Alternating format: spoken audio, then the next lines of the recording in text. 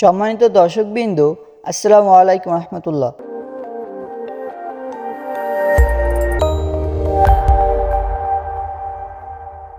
কৃষিভিত্তিক চ্যানেল চাষি রাকিব কৃষি টিপ চ্যানেলে আপনাদেরকে স্বাগতম।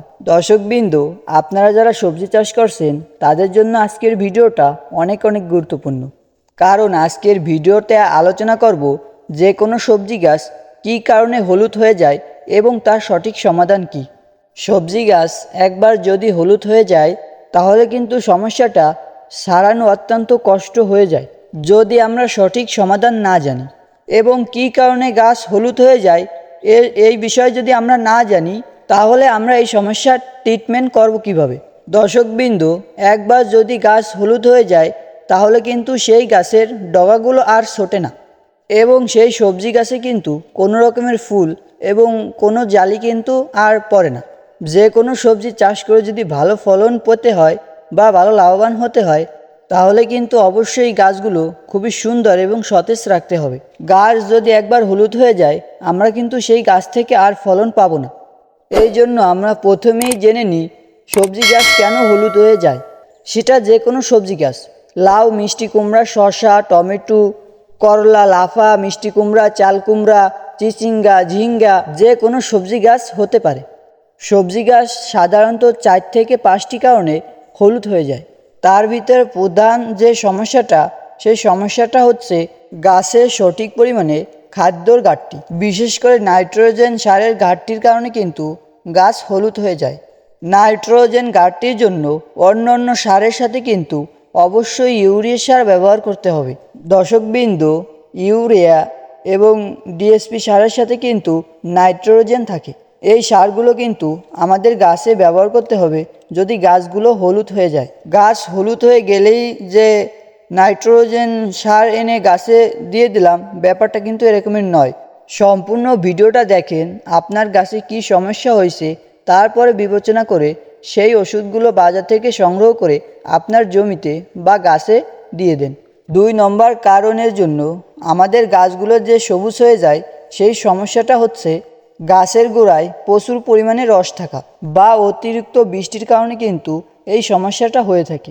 এখন কিন্তু প্রচুর পরিমাণে বৃষ্টি হলো একটানা 3 দিন। এখন যে কোনো সবজি গাছ তুলনামূলক একটু হলুদ হয়ে যাবে। যদি গাছগুলো বেশি হলুদ হয়ে যায় তাহলে কিন্তু অবশ্যই জমিতে লক্ষ্য রাখবেন জমিতে কোনো জায়গায় পানি জমে আছে কিনা। জমিতে যদি পানি বেঁধে থাকে তাহলে কিন্তু পানি অবশ্যই নিষ্কাশন করতে হবে। গাছের গোড়ায় যদি পানি থাকে তাহলে কিন্তু গাছগুলো মারা যাবে অথবা হলুদ হয়ে যাবে।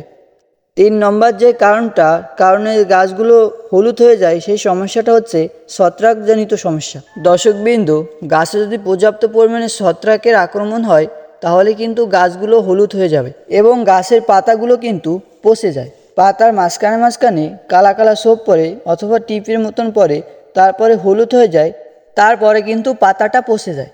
এই সমস্যাটা কিন্তু গাছে বড় ধরনের একটা সমস্যা। এই সমস্যার জন্য যদি দ্রুত ট্রিটমেন্ট না নেন তাহলে কিন্তু গাছের সম্পূর্ণ পাতা পচে যাবে। এর জন্য আপনাদের করণীয় হচ্ছে গাছের ছত্রাকনাশক ব্যবহার করা। এই ছত্রাকনাশকের জন্য ভালো কার্যকারী ছত্রাকনাশক হচ্ছে মিস্টার টপ। এই মিস্টার টপ প্রতি লিটার 2 ml মিশিয়ে স্প্রে করে দেবেন জমিতে বিকেলবেলায়, তাহলে কিন্তু এই সমস্যাটা দমন করা সম্ভব।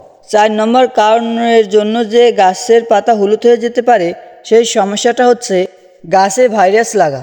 গাছে যদি ভাইরাস লাগে, আর যদি গাছে একবার ভাইরাস লাগে তাহলে কিন্তু সেই ভাইরাসের আর ট্রিটমেন্ট নাই।